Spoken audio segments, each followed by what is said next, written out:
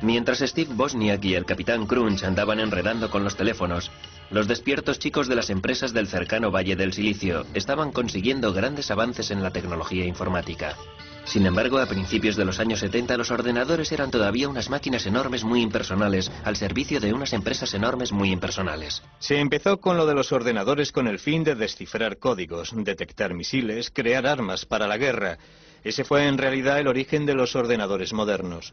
Luego fueron apareciendo los que manejaban enormes y complejas bases de datos con fines comerciales. Los ordenadores se consideraban como aparatos que no había que tocar. No se podía entrar donde hubiera un ordenador.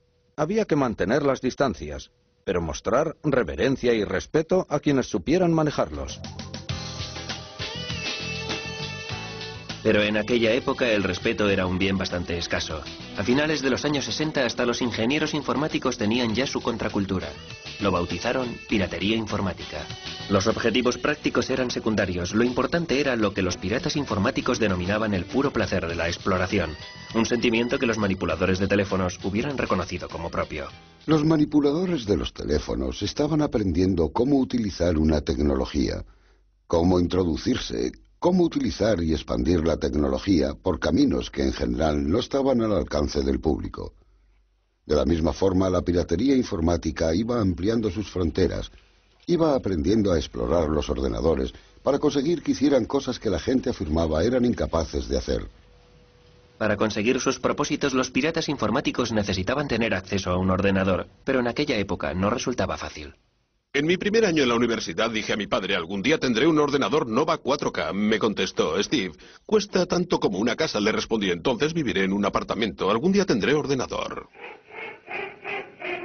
Cuando los ordenadores eran todavía unas máquinas crujientes que costaban 5.500 millones de euros, la idea de que alguien tuviera su propio ordenador personal resultaba inconcebible.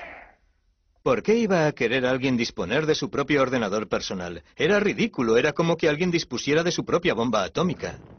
La bomba estalló bajo la forma de unos nuevos componentes para montar un equipo que fue llamado Altair 8800. Apareció un artículo en una revista técnica en el que se presentaba el Altair, un equipo que cualquiera era capaz de montar. Entusiasmó tanto a un par de personas de la zona de la bahía que decidieron formar un club, incluso antes de que dichas piezas empezaran a salir al mercado. Se reunieron solo para compartir información. Lo bautizaron Club Informático Casero. Una noche de marzo de 1975 se congregaron 30 personas en un garaje para contemplar aquella extraña caja. Entre ellas se encontraba Steve Wozniak. Dentro de la caja había montada una red que llegó a fascinarles incluso más que la red telefónica. Estábamos dentro del garaje. Fuera estaba oscuro y estaba lloviendo. La puerta del garaje estaba abierta y todo el mundo empezó a hablar sobre ordenadores. La caja del Altair no tenía nada de especial. Venía desmontado. Una vez que lo montabas, movías las clavijas y empezaba a funcionar, pensabas, vaya, es bonito de verdad, pero ¿qué puedo hacer yo con esto? Lo que hicieron fue programarlo para que interpretara Daisy. 15 años antes, los ingenieros informáticos habían conseguido obtener la melodía con una máquina del tamaño de una casa. En aquellos momentos, los piratas informáticos estaban consiguiendo lo mismo con un ordenador casero. Aquella primera reunión despertó tanto mi interés que los encuentros bisemanales se convirtieron en lo más importante de mi vida. Al club casero enseguida se le quedó pequeño el garaje. La piratería informática estaba ganando terreno. Alguien se levantaba y preguntaba, ¿tengo este problema? ¿Sabe alguien resolverlo? O, ¿recordáis que se mencionó este problema en el club hace 2 semanas? Ya tengo la solución. Fue un formidable intercambio de información. En el club me dediqué a pasar esquemas a todo aquel que quisiera hacerse con ellos. Saqué toneladas de fotocopias porque me sentía orgulloso de que vieran mi trabajo. Lee Felsenstein se convirtió en el moderador del club. Lo organizó todo muy bien, respetando el talante de nuestro cometido, que consistía básicamente en compartir toda la información. No atrajo a gente de nivel y que había tenido éxito en las empresas, a empresarios. No atrajo a ingenieros, de verdad. El prototipo de ingeniero se sentía bloqueado por ese sentimiento de... he de contar con permiso para hacer algo que no se ha hecho hasta ahora. Sin embargo, nosotros estábamos allí porque no necesitábamos ningún permiso. Los piratas informáticos se pusieron a trabajar para conseguir lo imposible, la creación de sus propios ordenadores. Sentíamos fascinación por contar en nuestras manos con la tecnología informática, por ser capaces de llegar a controlarla. Cada vez que alguien traía un ordenador al club, lo primero que hacía la gente era ponerse rápidamente a trabajar, a desmontarlo, a aprender todos los trucos y asediar a su creador con trillones de preguntas. ¿Cómo funciona? ¿Qué es eso? ¿Eso va ahí? ¿Qué clase de máquina es esta? Fascinados por la tecnología experimental, a los piratas informáticos no les importaba lo que sus ordenadores fueran capaces de hacer. Nadie tenía una razón práctica para querer poseer un ordenador personal. Siempre se inventaban razones como llevar bien el balance de las cuentas, o guardar unas recetas, o controlar cosas de la casa, pero casi nadie hacía nada de eso. Eso es sentimiento de culpabilidad. ¿Acaso se le pregunta a alguien, está muy bien, pero ¿qué haces con tu tren a escala? Nada, juego con él, disfruto con él, es divertido enredar con él, me divierto experimentando con él. Pero con aquellos experimentos se lograron auténticos avances.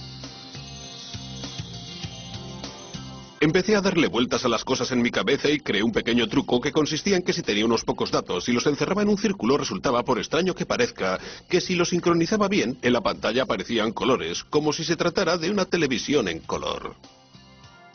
Estoy convencido de que las cosas más importantes con las que contamos hoy día en los ordenadores fueron creadas por ellos.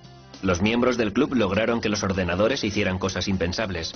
Crearon juegos y música con ellos, crearon gráficos y programas de dibujo. En el club, la piratería estaba viviendo su época dorada. Steve Wozniak trabajaba día y noche en su garaje con el fin de crear un ordenador perfecto. Yo creo que Woz fue el pirata informático más grande de todos. Era capaz de diseñar hardware, era capaz de diseñar software a partir de un lápiz y papel y hacer que funcionara. Todos los que echaban un vistazo a los circuitos que yo hacía decían, vaya, este individuo no se limita a hacer lo que enseñan ahí fuera. Él era capaz de hacer cosas que los demás no hacían, de establecer conexiones que los demás no hacían. Lo que me gustaba de los piratas informáticos es que tenían una forma distinta, una mejor forma de ver aquel mundo que les permitía establecer todo tipo de conexiones. Los piratas informáticos experimentaban con cualquier hardware o software al que podían tener acceso aunque no fuera suyo. Sin embargo, no todo el mundo tenía la idea de compartir. En 1976, el Club Casero recibió una carta hiriente de otro pionero informático. La mayoría de los aficionados a la informática han de ser conscientes de que se apropian de software que no es suyo. ¿A quién le importa si se paga o no a la gente que trabaja en ello? Lo que hacen es robar. En el que después se convertiría en un momento clave en la historia de la industria informática, Bill Gates escribió una carta desairada a los miembros del club en la que decía: un momento, ya escribí esto por dinero, no podéis distribuirlo, no es gratis, es trabajo.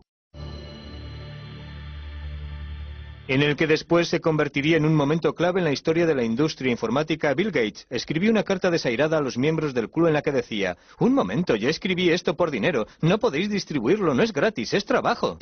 La carta de Bill Gates fue un presagio de lo que se avecinaba. Los ordenadores personales estaban a punto de convertirse en un gran negocio, tal y como Wozniak descubrió cuando su invento de garaje se transformó en el primer ordenador Apple.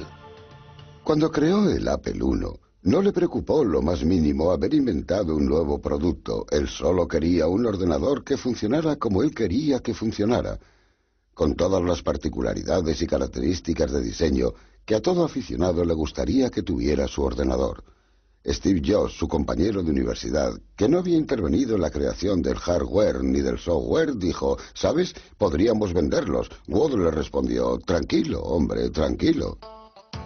La nueva empresa de Wozniak y de Jobs pronto creó el Apple II tras el Apple I.